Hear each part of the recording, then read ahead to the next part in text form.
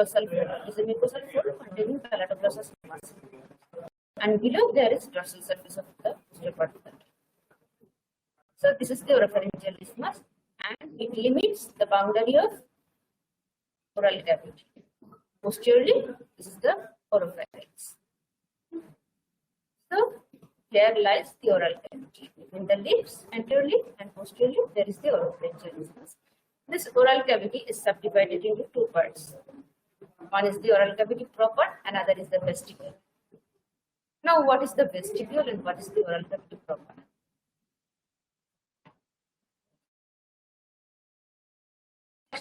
This is the sagittal section of the head neck.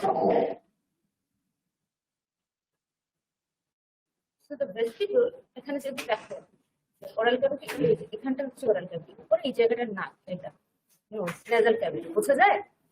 দেখা যাচ্ছে? Yes, ma'am. This is the nasal cavity. This is the nasal cavity. And beneath নাকের ঠিক নিচে কি থাকে? মুখ থাকে, তাই না? So these are the lips, these are the teeth. Right. It's a oral cavity. So the oral cavity is divided into two parts. One is the vestibule, another is the oral cavity. How do we divide these two parts? The boundaries of the vestibule lies anteriorly and laterally. There are the lips and cheeks. সামনের দিকে lips থাকবে, laterally এখানে গাল থাকে আমাদের, cheeks, তাই না? এখানে দেখা যাচ্ছে না, সরানো হয়েছে। And posteriorly it is bounded by the gums and teeth. দাঁত থাকবে এবং মাড়ি।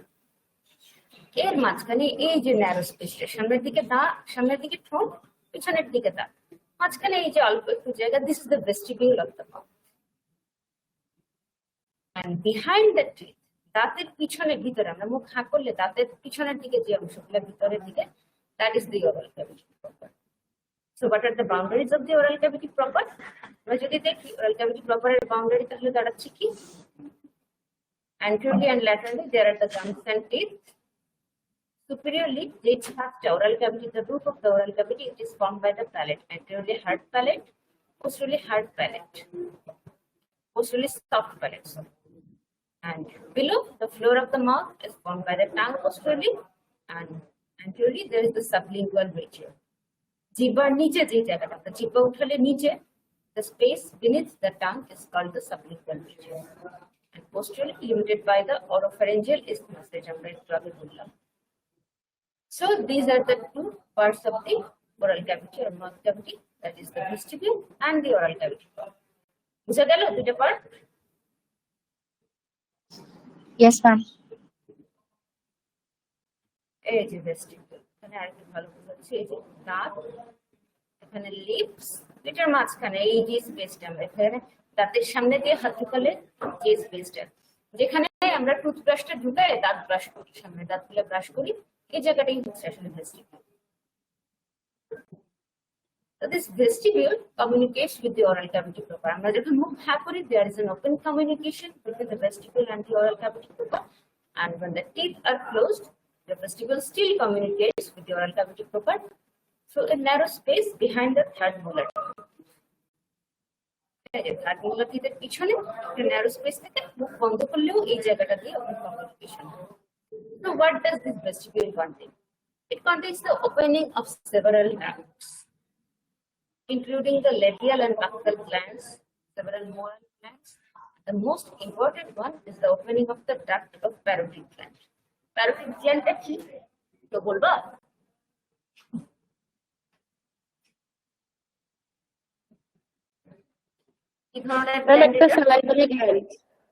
হ্যাঁ, one of the major salivary glands. বড় বড় salivary gland আমাদের তিনজন থাকে। One is the parotid gland, another is the submandibular gland, another is the sublingual gland.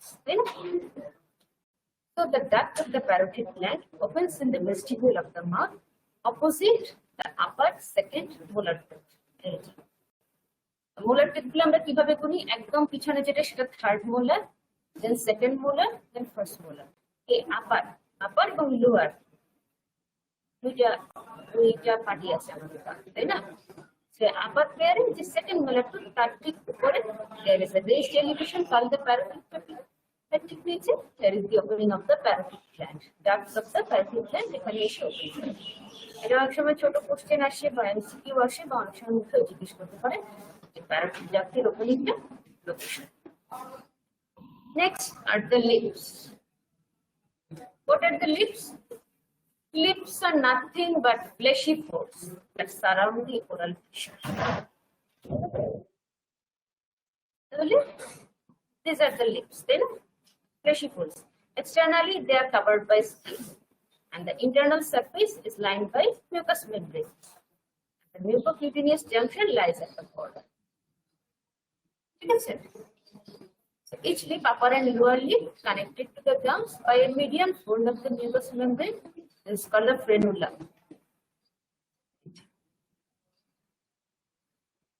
The lips are fleshy fold, but they contain several layers. যেরকম অ্যাবডোমেনে পড়ে আসছে যে গাটের several layers থাকে, এরকম লিপস চিকস সবগুলো বাইরে থেকে ভিতরে বা ভিতর থেকে বাইরে হলো they contain several layers. So what are the layers of the lip? একদম বাইরে থেকে ভিতরের দিকে যদি আসে, একদম বাইরে আমরা কি পাই লিপস, একদম বাইরে থেকে skin, then just beneath the skin there is a facial muscle surrounding the lips, এই যে circular muscle, এই just surrounding the lips এইভাবে, responsible for opening and closure of the lips and for smiling. This is the orbicularis oris muscle. Lips এর চারপাশে। Beneath this muscle there is the submucosal layer, and innermost there is the mucosal layer. The mucosal lining of the lips is the non-keratinized stratified squamous epithelium, which is the same as the lining of oral cavity. বুঝা গেল lining epithelium? Yes, ma'am. Ma'am আরেকবার বলবেন? আচ্ছা বলো কোন জিনিসটা করতে বলো, লেয়ার গুলো জি ম্যাম। লেয়ার তুমি বাইরে থেকে ভিতরের দিকে যদি আসো, আমরা লিপসে একদম বাইরে কি দেখতে পাই, আমরা পাই স্কিন, তাই না? একদম বাইরে থেকে চামড়া যেটা আমাদের লিপস গুলোকে ঢেকে রাখে। Then there is the muscle. Key muscle, this is the orbicularis oris, surrounds the lips. Then there is the submucosa, and finally innermost, ভিতরের দিকে, there is the mucosal lining or mucous membrane, lined by non-keratinized stratified squamous epithelium. Next issue, লিপের বিভিন্ন parts কি কি? এ দেখো, আপার লিপের যে central পার্টটা, এই যে upper lip center part, there is a depression. This is called the philtrum. This is the philtrum. ঠিক নিচে যে border, this is called vermilion border. And the gap between the two lips, আমরা মুখ হা করলে আপার এবং লোয়ার লিপের মাঝখানে যে খোলা জায়গাটা হয়, this is called oral fissure. Oral fissure. দুই পাশের যে দুটো অ্যাঙ্গেল আপার লিপ এবং লোয়ার লিপ জয়েন করে, this is called the commissure, right commissure, left commissure. These are different parts of the lips. নাকের সাথে এই যে নোজ এবং লিপস এর সাথে চিকস এর যে junction, this is called the nasolabial sulcus. এটা আমরা পরে আসবো, এই ভাঁজটা this is called nasolabial sulcus. Nose থেকে naso, লিপস থেকে labial, nasolabial sulcus.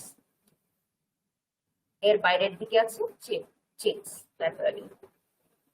So these are different parts of the lips. Lips এর lymphatic drainage টা একটু জানতে হবে, মাঝে মাঝে আসে বা জিজ্ঞেস করে। খুব সহজ, lymphatic drainage তোমাদের তো cervical group of lymph nodes পড়া হয়ে গেছে না? পড়া হয়েছে? Submental, submandibular এগুলো।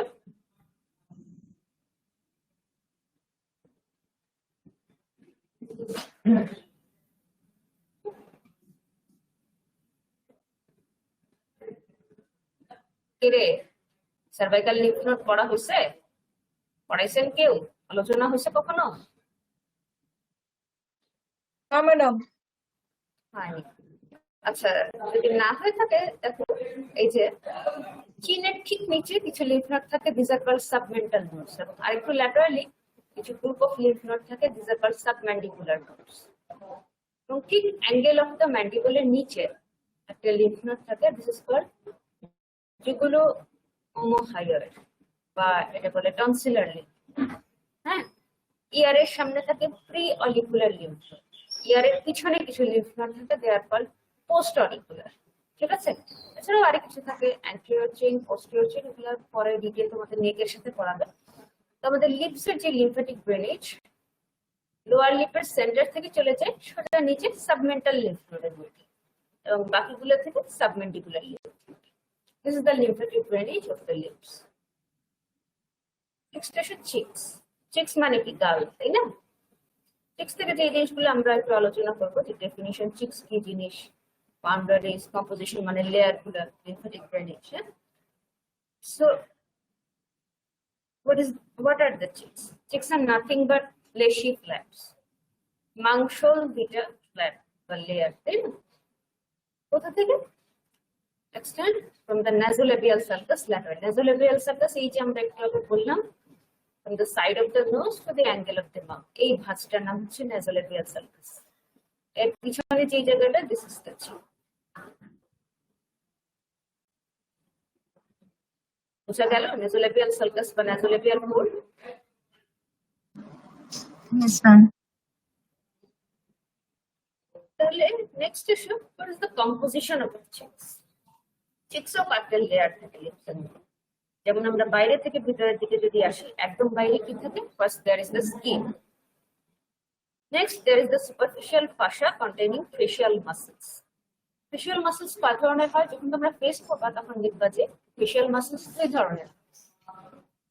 One is the muscle of mastication, another group are the muscles of facial expression, যারা ফেসে বিভিন্ন ধরনের মুভমেন্ট ইত্যাদি করায়, যেমন চোখ খোলা বন্ধ করা, তারপরে কপাল কুচকানো, তাল ফুলানো, শীষ দেওয়া, এগুলো করায় মাসলস অফ ফেশিয়াল এক্সপ্রেশন। আর muscles of mastication, they act as the কি বলবো অ্যাপারেটাস ফর ম্যাস্টিকেশন, না they assist in jaw movements, বা চিবানোর জন্য জয়ের যে মুভমেন্ট গুলো দরকার, they assist in those movements. এই ধরনের মাসল থাকে। So the muscles of the face lie in the superficial fascia of the cheeks. চিকে যে ফেশিয়াল মাসল গুলো থাকে সেগুলো সুপারফিশিয়াল ফাশার মধ্যে থাকে। Just beneath the superficial fascia there is a muscle. This is the কি বলবো buccinator muscle। ঠিক এই জায়গাটা, এই যে এখানটা buccinator muscle দেখি আমরা, দাঁড়া এখানটা buccinator muscle। তার নিচে থাকে সাবমিউকোসা, এর নিচে থাকে মিউকাস মেমব্রেন। লাইনিং এপিথেলিয়ামটা হবে মিউকাস মেমব্রেনের, same as the oral cavity, unkeratinized stratified squamous epithelium. So these are the layers of the cheeks. বুঝা গেল চিক্স এর লেয়ার? বাইরে থেকে ভিতরে প্রথমে skin, then superficial fascia containing the facial muscles, then buccinator muscles, তারপরে submucosa, তারপরে mucus membrane. হলো? বুঝা যায়?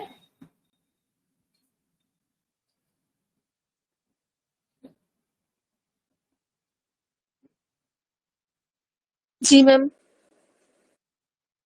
আরেকটা কথা মাঝে মাঝে পেতে পারো, যে বাক্কাল প্যাড অফ ফ্যাট, এটা কি জিনিস?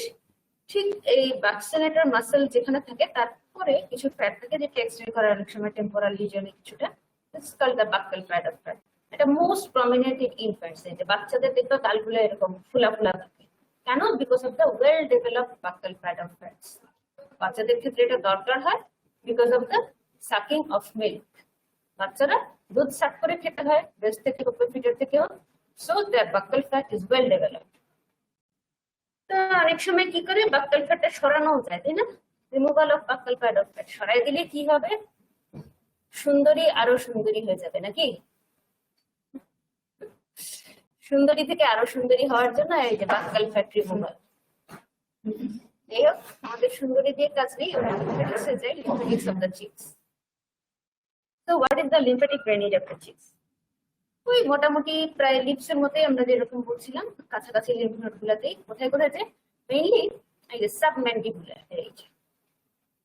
এই তো চিক্স, আমাদের চিক্স থেকে ম্যান্ডিবুলার নিচে সাবম্যান্ডিবুলার লিম্ফ নোডে কিছু যায়, প্রিঅ্যাভিকুলার তার মানে ইয়ারের সামনে, এখানে লিম্ফ নোডে কিছু যায়, কিছু ওই যেগুলো ডাইগেস্ট্রিক ইত্যাদি লিম্ফ নোডাল যা পাক্কাল বা ম্যান্ডিবুলার ইত্যাদি নোডের মধ্যে যাইতে পারে। So this is the lymphatic drainage of the Cheeks. Next এসো গামস। গামস গুলো কি জিনিস? গামস বলতে আমরা কি বুঝি? গামস কাকে বলে? বাংলায় কি বলে এটাকে? এগুলাকে কি বলে বাংলায়? মাড়ি। মাড়ি। হ্যাঁ, আমরা বলি গামস বা gingiva, plural number gingivae, VAE. So what are the gums? Gums are nothing but soft tissue that cover the alveolar arches of the upper and lower jaw and surrounds the neck of the teeth. তাহলে গাম কিছুই না, this R soft tissue. আপার এবং lower জয়ের যে alveolar arch আছে, alveolar arch মানে কি? এই যে অ্যালভিওলার আর্চ বা অ্যালভিওলার প্রসেস, এই হচ্ছে ম্যাক্সিলা। আপার জতে যে বোনটা থাকে এটা হচ্ছে ম্যান্ডিবল, লোয়ার জয়ে যে বোনটা থাকে। এই ম্যাক্সিলা এবং ম্যান্ডিবলের যে জায়গাটাকে দাঁতগুলো লাগানো থাকে, this is called the alveolar arch বা অ্যালভিওলার প্রসেস। হ্যাঁ, তো গাম কি করে? They cover the alveolar arches of the jaws. এই অ্যালভিওলার আর্চ গুলাকে কভার করে রাখে এবং surround the neck of the teeth. Neck of the teeth কোন জায়গাটা?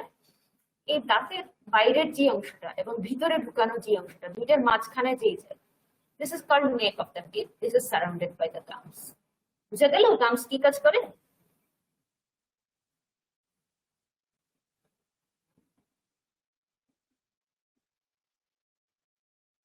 হ্যাঁ না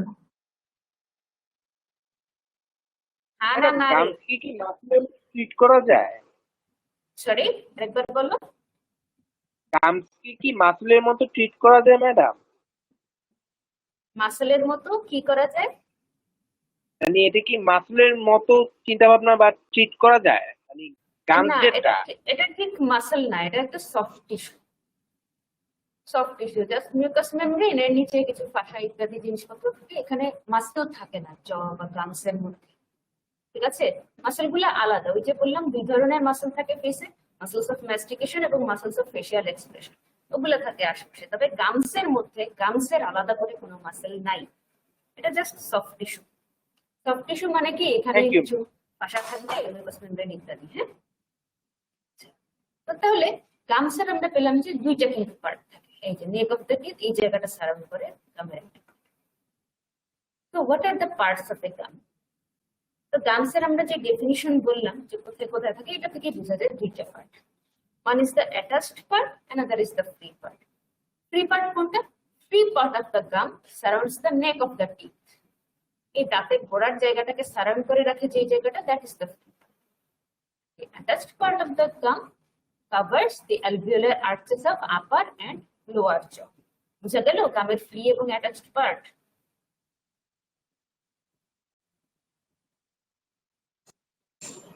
Yes, ma'am.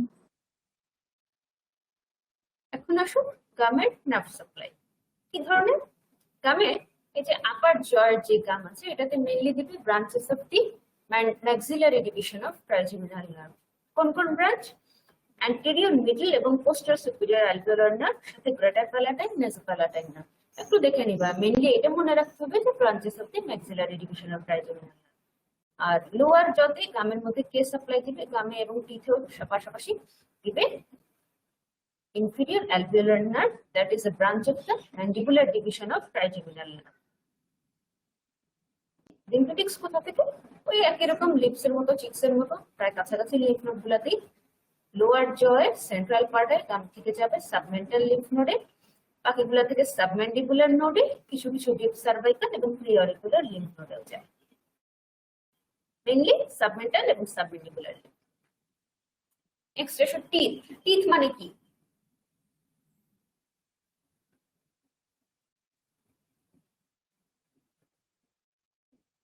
টিথ মানে কি রে? জানা নাই? কথা বলো না কেন? দাঁত। দাঁত।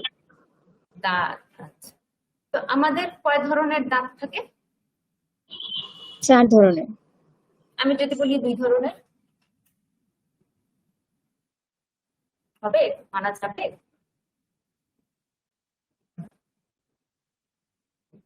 স্ট্রাকচারের দিক দিয়ে 4 ধরনের। আর ইরাপশনের দিক দিয়ে, তার মানে দাঁত কখন উঠলো কখন পড়লো তার দিক দিয়ে দুই ধরনের। তাহলে তোমরা যেটা বলছো সেটা স্ট্রাকচারের দিক দিয়ে, একটা হচ্ছে ইনসিসর, একটা হচ্ছে ক্যানাইন, হচ্ছে প্রিমোলার, একটা হচ্ছে মোলার। ঠিক আছে, নামগুলো একটু মনে রাখতে হবে। আর ইরাপশনের দিকে এই যে স্ট্রাকচারালি দাঁতগুলো কোথায় থাকে, এটা হচ্ছে আপার জ, দিস ইজ দ্য লোয়ার জ। আপার জতে মাঝখানে দুই পাশে দিতে থাকে সেন্ট্রাল ইনসিসর, এটা অ্যাডাল্ট টিথ দেখাচ্ছি আমি। আমাদের দাঁতগুলো এরকম থাকবে, তোমার আমার দাঁত। সেন্ট্রাল ইনসিসর থেকে ল্যাটারালি যাও, দুই পাশে দুটো ল্যাটারাল ইনসিসর। নেক্সট থাকে ক্যানাইন, এরপরে ফার্স্ট এবং সেকেন্ড প্রিমোলার, এরপরে first second third molar. Third মোলারকে অনেক সময় উইজডম টুথ বলা হয়। আমরা কি বলি, আক্কেল দাঁত নাকি? আরেকটা কি বলছিলাম, ইরাপশনের দিক দিয়ে আমরা দুই ভাগে ভাগ করি দাঁত। একটা হচ্ছে ডেসিডুয়াস টিথ বা মিল্ক টিথ, যেটা আমরা বাংলায় বলি দুধ দাঁত। Another is the permanent teeth, যেটা আমাদের অ্যাডাল্টে থাকে। আরেকটা বলা যায় যে প্রাইমারি বা সেকেন্ডারি। প্রাইমারি মানে ডেসিডুয়াস বা মিল্ক টিথ, বাচ্চাদের যেটা থাকে প্রথম উঠে পড়ে যায়। সেকেন্ডারি টিথ যেটা মিল্ক টিথটা পড়ার পরে উঠে। তো বাচ্চাদের কয়টা করে দাঁত কিরকম থাকে? বাচ্চাদের বেলায় টোটাল 20টা দাঁত, 5 in each half of the each jaw। তাহলে কিরকম থাকবে? সেন্ট্রাল ইনসিসর, ল্যাটারাল ইনসিসর, একটা ক্যানাইন, তারপরে দুইটা মোলার, কোনো প্রিমোলার থাকে না এবং থার্ড মোলারও থাকে না। এই হলো বাচ্চাদের 20টা দাঁত। উপরের পাটিতে 10টা, নিচের পাটিতে 10টা। বুঝা গেল? Yes, Yes, ma'am. ma'am.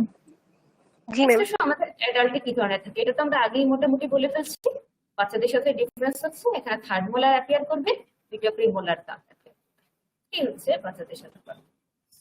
সাধারণত ডেসিডুয়াস যে টিথ গুলা start two ইরাপ্ট after 5 to 6 months of age and fall by the age of 6 years। পড়া শুরু হয় 6 বছর এর মতো বয়স থেকে, কারো একটু আগে পরে হতে পারে। অনেক বাচ্চার একটু দেরিতেও দাঁত ওঠে, অনেকের একটু আগে উঠে যায়। ঠিক আছে।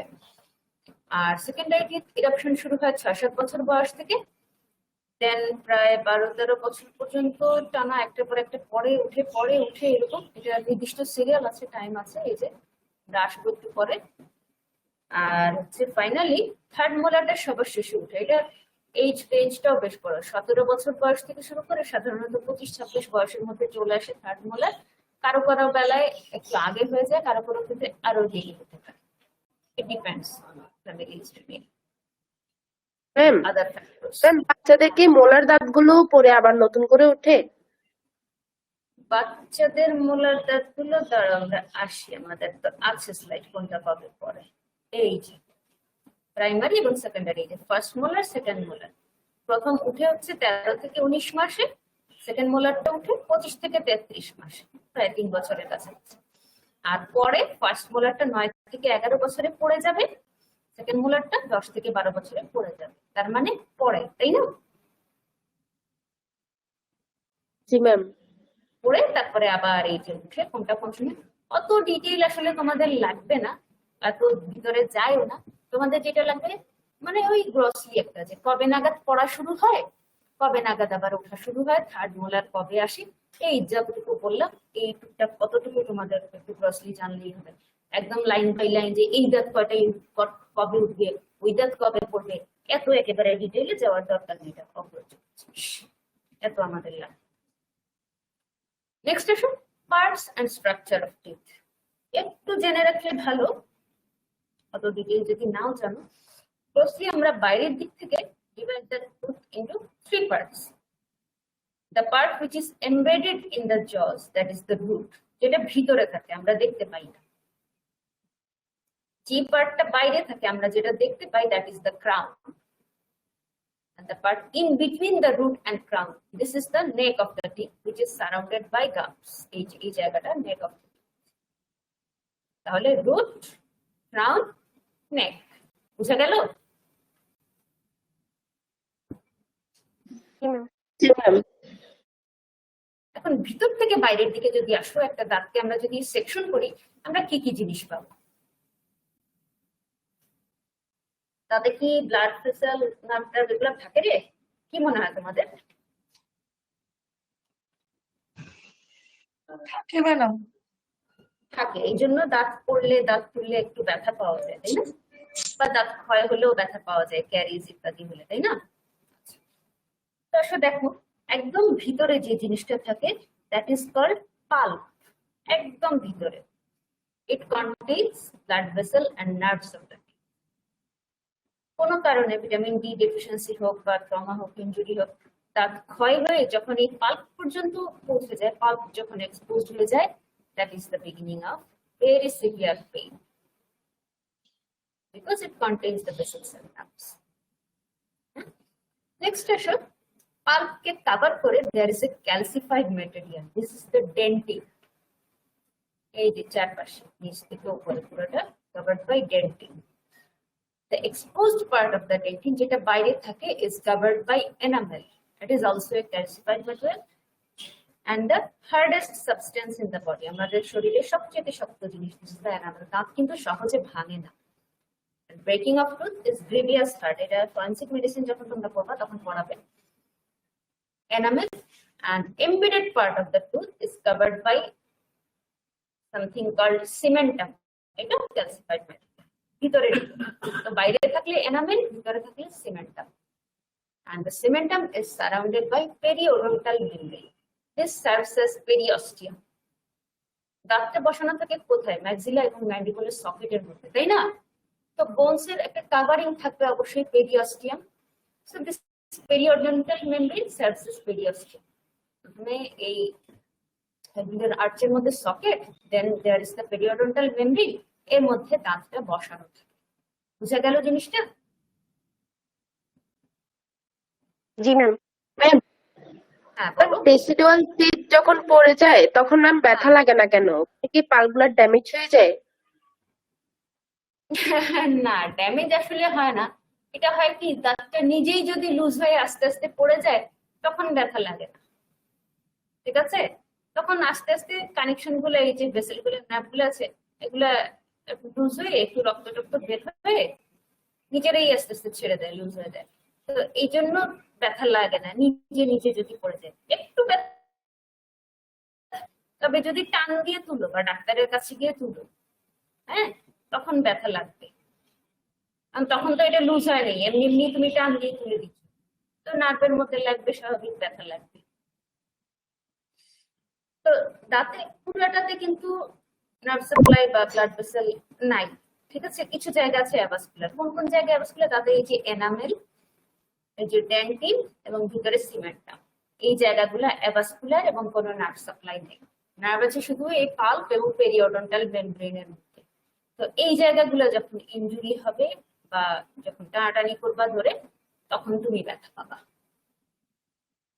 নিয়মটাই এরকম যে দাঁত যখন নিজে নিজে পড়ে যাবে তখন এই জিনিসগুলো, কানেকশন গুলো লুজ হয়ে যায়, ব্লাড ভেসেল গুলো কিছুটা ব্লাড শেড করে তারপরে অফ হয়ে যায়, তখন তার বেশি একটা ব্যথা লাগে না। এভাবেই তৈরি জিনিসগুলা।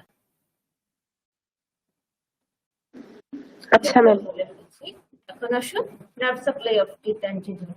এটা জিঞ্জিভার সাথে আমরা বলে ফেলছি, আপার জতে কে কে সাপ্লাই দেয়, লোয়ার জতে কে কে সাপ্লাই দেয়, আলোচনা হয়ে গেছে আমাদের, আমরা রিপিট না করি। Now clinical anatomy related to teeth. দাঁত রিলেটেড ক্লিনিক্যাল অ্যানাটমি কি হতে পারে? একটা হতে পারে টিভিতে বিভিন্ন শো দেখে ক্রাইম রিলেটেড, ক্রাইম ফ্যাক্টরি ইত্যাদি ইত্যাদি, দেখো না কি কেউ? এগুলোতে যদি দেখে থাকো, মাঝে মাঝে দেখায় যে দাঁত দিয়ে কিন্তু আইডেন্টিফিকেশন করা যায় একজন পার্সনের, ইভেন আফটার ডেথ। কারণ দাঁতটা সহজে কিন্তু ক্ষয় হয় না। আমাদের বোনস বা মাসেলস বা চেহারা টেহারা এগুলো তো মনে করো কবর দিলে বা দাহ করে ফেললে নষ্ট হয়ে যায়, হ্যাঁ? দাঁতটা কিন্তু সহজে নষ্ট হয় না, দে আর সিলেক্টিভলি প্রিজার্ভড এবং ফসিলে পর্যন্ত পরিণত হতে পারে।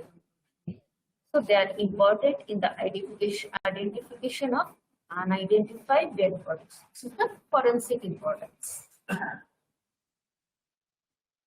আর কি হতে পারে দাঁত related clinical anatomy? One is the scurvy. Scurvy কেন হয় কেউ বলতে পারবা? জানা আছে? ভিটামিন বি এর ডেফিসিয়েন্সির কারণে। ভিটামিন সি এর ভিটামিন অভাবে। সি এর অভাব। কোনটা A B C D? C, হ্যাঁ ম্যাম সি। সি বি হ্যাঁ হ্যাঁ সি সি ডি না, ডি কে বলে রে C. So scurvy is the condition produced by deficiency of vitamin C. So what does it cause? এটা কি করে? Bleeding and spongy gums. Gum থেকে ব্লিডিং হবে এবং ফুলে যাবে স্পঞ্জের মতো, এই যে স্পঞ্জি এন্ড ব্লিডিং গামস, এই যে দেখো এরকম হয়ে যাবে, ফুলে যাবে, লাল হয়ে যাবে, রক্ত পড়বে। ঠিক আছে? আর কি হয় দাঁতে? আর কি চেঞ্জ হতে পারে? আর কি ডিজিজে? Dental caries. এটা হচ্ছে very severe caries, rampant caries বলে, এরকম হয়ে যায়। মাইল্ডও আছে। তো ক্যারিজ কেন হয়? কিসের ডেফিসিয়েন্সি? কোন ভিটামিনের? Vitamin D. ডি, হ্যাঁ রাইট, ডি ডি। ডি ডেফিসিয়েন্সির কারণে ডেন্টাল ক্যারিজ, রাইট। আরেকটা কন্ডিশন হয়, এটা পরে পড়বো থার্ড ইয়ার ফোর্থ ইয়ারে গিয়ে, কনজেনিটাল সিফিলিস। মেইনলি পেডিয়াট্রিক্স ইত্যাদিতে পড়াবে তোমাদেরকে। কনজেনিটাল সিফিলিস, সিফিলিসটা হচ্ছে একটা ইনফেকশাস ডিজিজ। কনজেনিটাল মানে হচ্ছে জন্মগত সিফিলিস, মায়ের থেকে আসতে পারে বা আদারওয়ে। তো এটা হলে কি হয়? নচিং অফ দ্য সেন্ট্রাল ইনসিসরস, এই যেটা নর্মালি দাঁতের এই যে ইনসিসর টিতে মাঝখানে দুটো দাঁতের যে বর্ডার আছে এটা স্ট্রেট থাকে, তাই না? কনজেনিটাল সিফিলিস এটা একটা নচ হয়েছে, নচ মানে এটা খাঁজ, এই যেটা is the notched central incisor teeth, characteristic of congenital syphilis. তো দাঁত রিলেটেড ক্লিনিক্যাল কন্ডিশন হলে এই কার্ডটা বলে দিলাম। এটা হচ্ছে আমাদের আইডেন্টিফিকেশন পারপাসে লাগে, এটা হচ্ছে ফরেনসিক ইম্পর্টেন্স। আর এটা হচ্ছে যে এটা ডেন্টাল ক্যারিজ হলে এফেক্টেড হতে পারে। তারপরে স্কার্ভি হলে আমরা ব্লিডিং স্পঞ্জি গাম পাই, ঠিক কোনো কোনো সময়। আর ক্যারিজে আরেকটা জিনিস হয় ডেন্টাল ক্যারিজ হলে, যে দাঁত দেরিতে উঠে। ছোট বাচ্চাদের বেলায় যদি ক্যারিজ হয় তখন দাঁত উঠতে দেরি হবে, এবং যে দাঁতগুলো উঠবে they will be soft and brittle, এবং সহজেই দেখা যাবে যে একটু নড়াচড়া লাগলেই দাঁত পড়ে যায়, একটু ব্যথা ট্যাথা পেলে খুব করে দাঁত পড়ে যায় বা ভেঙে যায়, খুবই ভঙ্গুর হয় ভিটামিন ডি ডেফিসিয়েন্সি। আরেকটা কি বললাম? Congenital syphilis. এই গেল আমাদের টিট রিলেটেড মোটামুটি এই লাগবে।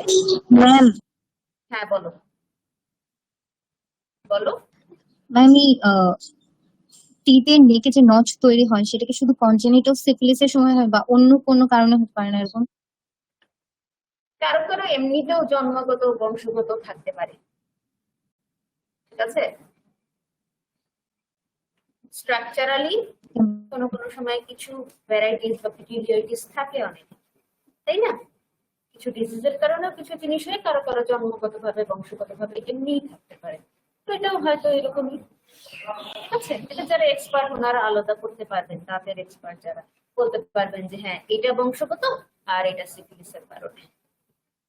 আচ্ছা আপাতত তোমরা গ্রসলি এটাই জেনে রাখো যে কনজেনিটাল সিফিলিস হলো নচিং অফ সেন্ট্রাল ইনসিসর, ঠিক আছে? নেক্সট হলো প্যালেট। প্যালেটে কি আজকে আমরা যাবো? মানে আজকে থাকুক, সামনের দিন আমরা প্যালেটে যে কালকে প্যালেট কান শেষ করবো নাকি? কাল তো বেশি একটা নাই, শেষ হয়ে যাবে, শেষ করে ফেলা যাবে। প্যালেট খুব বেশি নাকি দেখি। আচ্ছা আমরা যতটুকু করছি একটু ভিসারাটা দেখে নিই। এই যে বলছিলাম তো ডিপার্টমেন্টে দিয়ে গেল না ভিসারাটা, আলাউদ্দিন মনে আসে নাই বা ভুলে গেছে সামথিং। দেখি আমি সামনের দিন চেষ্টা করবো তোমাদের ভিসারাটা নিয়ে আসা। হ্যাঁ এটা হচ্ছে আমাদের ডিপার্টমেন্ট। ম্যাডাম কি সত্যি ক্যাডাভারের ম্যাডাম? না ক্যাডাভারের না, এটা আমার। ক্যাডাভারের না তো কিসের হবে? এটা জীবন্ত মানুষের মুন্ডু, এইভাবে তোমাকে দেখানো যাবে? এই বোকার মতো কোশ্চেন করা, ফার্স্ট ইয়ার শেষ হয়ে যাচ্ছে রে, কয়দিন পরে প্রব দিবা বলে এটা ক্যাডাভারের না। সত্যি সত্যি না তো কি নকল দিয়ে কি পড়া হয় নাকি মেডিকেলে? এখানে যা করবা যা দেখবা সব সত্যি জিনিস, অরিজিনাল জিনিস। এই যে দেখছো ভিসেরাটা, এই একসময় জীবন্ত মানুষ ছিল, এই মারা যাওয়ার পরে তার বডিটা ডোনেট করেছে বা পাওয়া গেছে কোনো ভাবে, এটা আমরা সেকশন করে ভিসেরা হিসেবে তোমাদেরকে দেখাচ্ছি। অবশ্যই এটা সত্যিকারের। তো দেখো এই যে জিনিসটা, এটা হচ্ছে hemi section of the head and neck. Hemi section মানে কি? হেমি সেকশন মানে হেমি মানে অর্ধেক, তাই না? তো হেমিসেকশন মানে আমি এইভাবে ঠিক একদম বডির মাথা মিড লাইন বরাবর এইভাবে কেটে দুই পার্ট আলাদা করে একটা সেকশন করলাম। This is the hemisection of কোন জায়গাটা? মাথা আছে, গলা আছে, তার মানে hemisection of the head and neck region, তাই না? তো head and neck region hemi যখনই বলবা মানে অর্ধেক, তাই না? অর্ধেক মানে কি, একটা রাইট আছে একটা লেফট আছে, তাই তো? তো সেটাও বলতে হবে এটা রাইট নাকি লেফট। তো ভিসেরাটা যখন নিবা তখন কি বলবা? This is the right sided hemisection of the head and neck region, অথবা লেফট যদি দেওয়া হয় left sided hemisection of the head and neck region. বুঝা গেল? Yes, Yes, ma'am. তাহলে এই হচ্ছে আমাদের ভিসেরাটা। তো এটার মধ্যে আমরা আজকে কি কি জিনিস দেখছি? আমরা দেখছি ওরাল ক্যাভিটি, তাই না? ওরাল ক্যাভিটি দেখেছি আমরা দেখেছি গামস, চিকস, টিথ। এখানে হেমিসেকশন যদি হয়, দেখো ওরাল ক্যাভিটি কিভাবে আইডেন্টিফাই করবা। উপরের দিক থেকে আস্তে আস্তে নিচে আসো, এখানে থাকে আমাদের আইস। সামনে ওই পাশ থেকে যদি দেখো এখানে আছে নোজ, এই যে নাকটা দেখা যাচ্ছে, এর ঠিক নিচে ঠোঁট, লিপস। আমরা লিপস আইডেন্টিফাই করলাম, লিপস থেকে ভিতরের দিকে যদি যাও এটাই আমাদের ওরাল ক্যাভিটি। বুঝা গেল?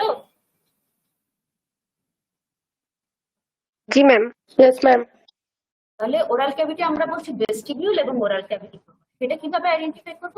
এই যে দেখো দাঁত দেখা যাচ্ছে, এই যে টিথ দেখতে পাচ্ছ, তো টিথের ভিতরে আমাদের থাকে ওরাল ক্যাভিটি প্রপার। তাহলে টিথ থেকে ভিতরের দিকে দেখাবা, এই হচ্ছে আমাদের ওরাল ক্যাভিটি প্রপার।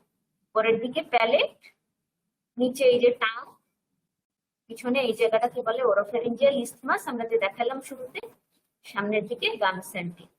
তো এই জায়গাটা পুরোটা হচ্ছে আমাদের ওরাল ক্যাভিটি প্রপার। বুঝা গেল? Yes, ma'am. yes, ma'am. তাহলে ভেস্টিবিউল কোন জায়গাটা? এই দাঁত থেকে বাইরের দিকে যাও, এই যে একটু ন্যারো জায়গা দেখা যাচ্ছে, টিথ, মাঝখানে একটু জায়গা, সামনে লিপস, ঠিক এই জায়গাটাতে আমরা ব্রাশ ঢুকায় দাঁত ব্রাশ করি না? এই জায়গাটাই হচ্ছে ভেস্টিবিউল।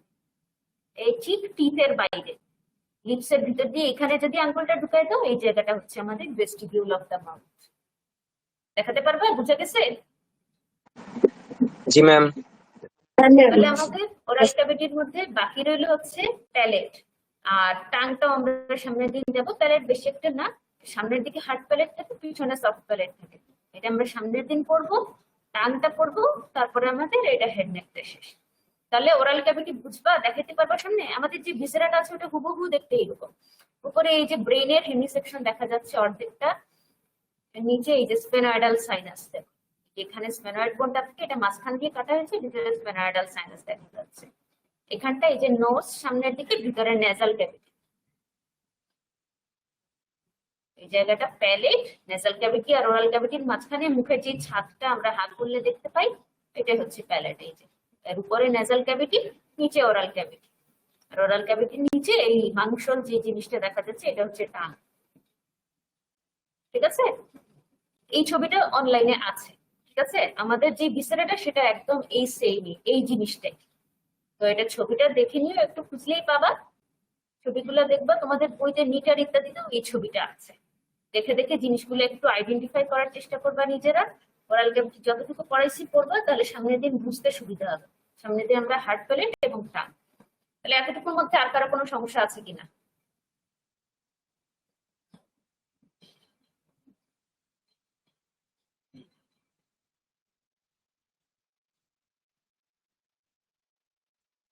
কোনো সমস্যা নাই? সব বুঝো, সব জানো? হ্যাঁ, ম্যাডাম আরেকটা কোশ্চেন ছিল, যে আপনি যে দাঁতের যে ক্লাসিফিকেশনটা বলছেন ম্যাডাম, ওইটা একটু ডিসক্রাইব করলে, যে টু টাইপস, ওটা একটু বললে ভালো হতো। কিসের টু টাইপস? আরেকবার একটু মানে- বলো, বুঝো নাই। মানে যে টিটের ক্লাসিফিকেশন ম্যাডাম তখন বলছিলেন যে টু টাইপস, ওইটা একটু বললে ভালো হতো। হ্যাঁ হ্যাঁ, টু টাইপস আমি বলছি ইরাপশনের উপরে। একটা হচ্ছে ডেসিডুয়াস টিথ বা মিল্ক টিথ, আর একটা হচ্ছে পার্মানেন্ট টিথ। এটা বলছি two types, depending on eruption, দাঁত ওঠার উপরে নির্ভর করে দুই ধরনের, এটা বলছি। আর চারটা হচ্ছে স্ট্রাকচারের উপরে, চার ধরনের। বুঝছো? Madam thank you. ঠিক আছে, তাহলে আমরা আজকে এখানে শেষ করে দিই। তোমাদের হচ্ছে ক্লাসের বাকি অংশ রথিন স্যার নিবেন। আমার সাথে আজকে এখানেই শেষ। যেগুলো পড়াইলাম একটু দেখে রাখবা, কালকে আমরা এখান থেকে কন্টিনিউ করবো এরপর থেকে। তাহলে Goodbye. Good morning. Stay home. Stay safe. বন্ধুর কথা শুনবা, বাইরে ঘোরাঘুরি করবা না।